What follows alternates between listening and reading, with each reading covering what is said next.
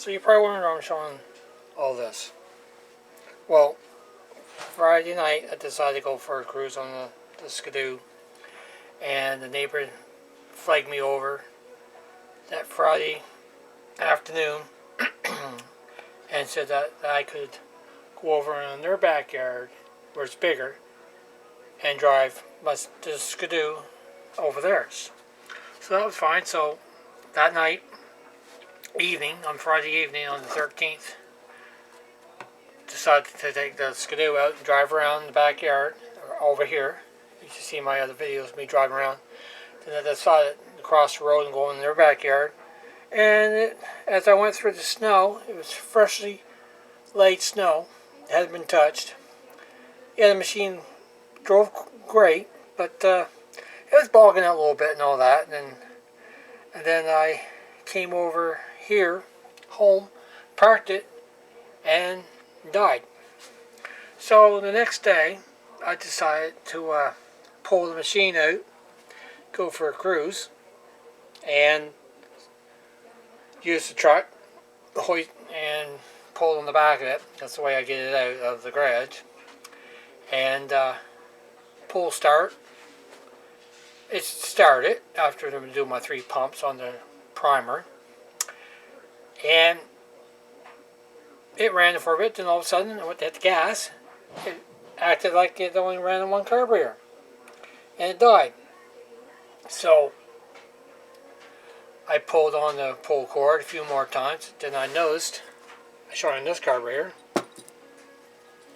gas was pouring out of here, out of the air jets. Just pouring right out. I said, what in the heck's going on? So, frustrated, I decided to pull the snowmobile back in with the 4-wheeler, even though I hit the brake to lock it. I was wondering why it was pulling hard, and kind of found out the brake was still on the 4-wheeler after I pulled the Skidoo in. So, a total of 5 hours, most to say. Tore the carb off. This one here, well, the one on the clutch side was doing it. So I decided to pull that carburetor off, clean it, put it back on, and then I said, I might as well do the other one by the pull cord side, the stator.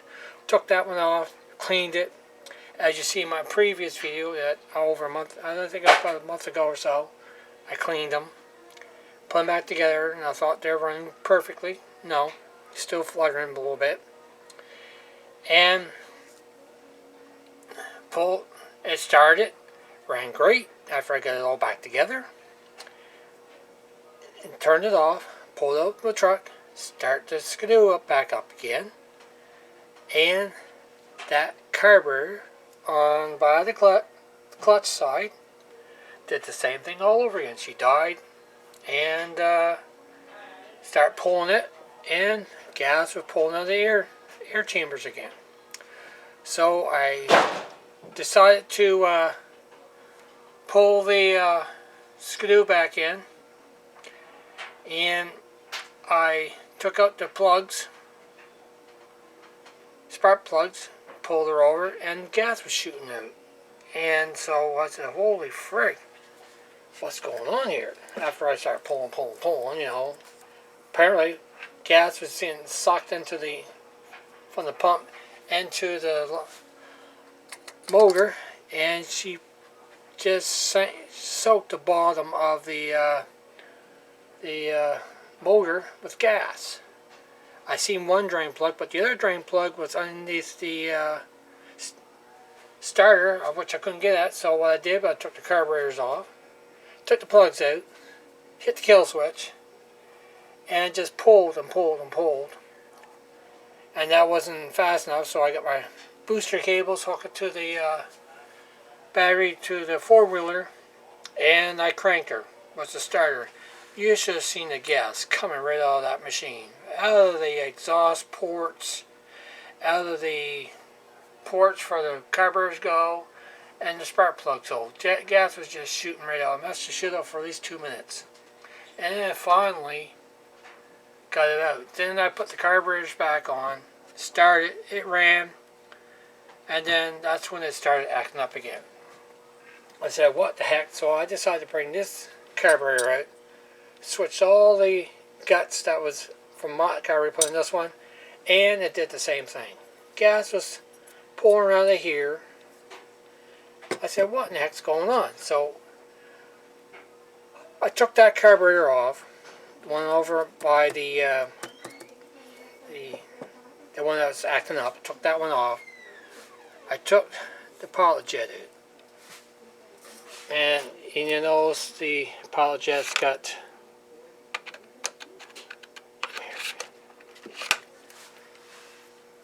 little ears on it. I call it ears, where your screwdriver fits in, right?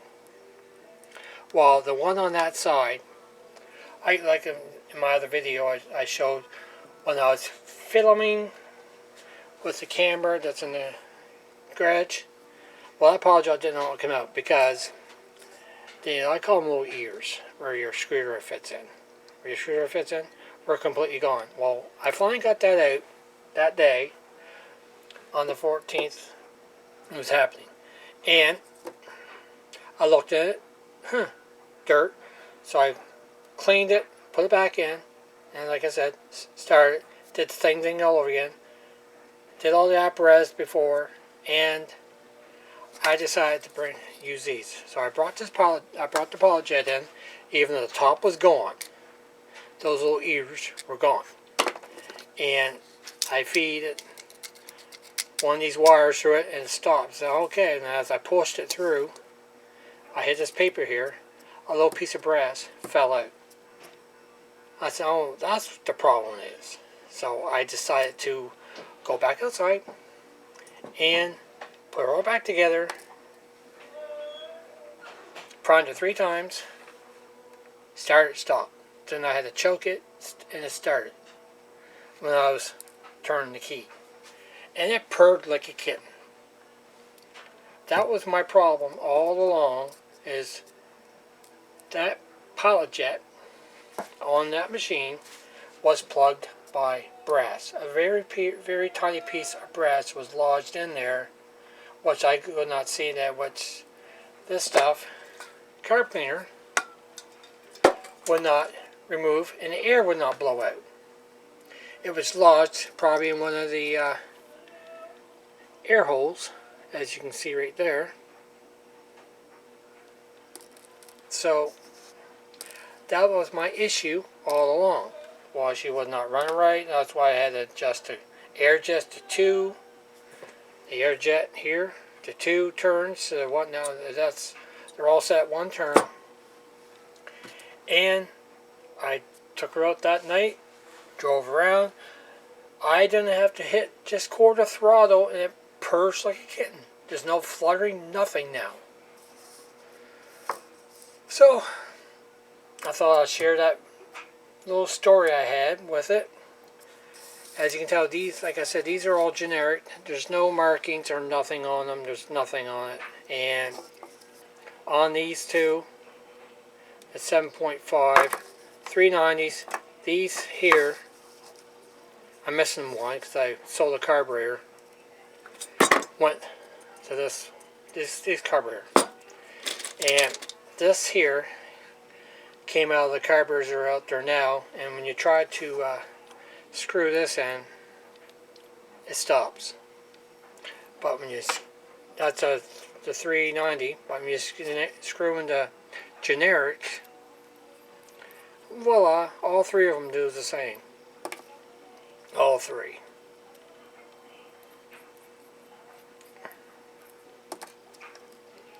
All 3 screw in. I tried fitting this into this carburetor and it will not go in. And these are the needles that came, and a piece of it just disintegrated off. Now I got a needle like this and a brass needle in the carbs up there. So thought I'd share this with you. Quite frustrating for almost a number of years I had this machine fixing the suspension, fixing the carburetors, fixing this, trying to get the gas gauges to work, which is not, and dying on me. And here it's been this number of years, and now it's finally working perfectly. Oh, I don't want to jinx myself. So, I want to show you this. I went down on Sunday, Canadian Tire, and I decided to buy a filter, which needs a new one soon, and that cost $3.99 for that at Canadian Tire. And so I went to Torbrook Mines in Torbrook. There's a shop there, been there for a number of years, and I bought this. Canadian Tire wants a little bit more for clear, cheap gas line, but this is a nice, pretty blue. I asked him, will this gas line harden with gas, and he said, I don't think so. So, this is going to be a project I'm planning to do, to put on the skidoo to get rid of the old gas lines. And I have these yellow ones, which will not harden my gas. So I'm going to replace the farmer lines with these and change the lines, and hopefully it'll work perfectly. So I did a little changing on the skidoo. I'll do an update on that. I'll show you later. I'm not outside right now. I'm inside in the basement showing what I'm doing. Look at all the dirt from. So that's about it. I know I'm blubbering, talking. There's so much noise and confusion here today. That's about it. Sign out. Talk to you later. Bye. Peace, peace.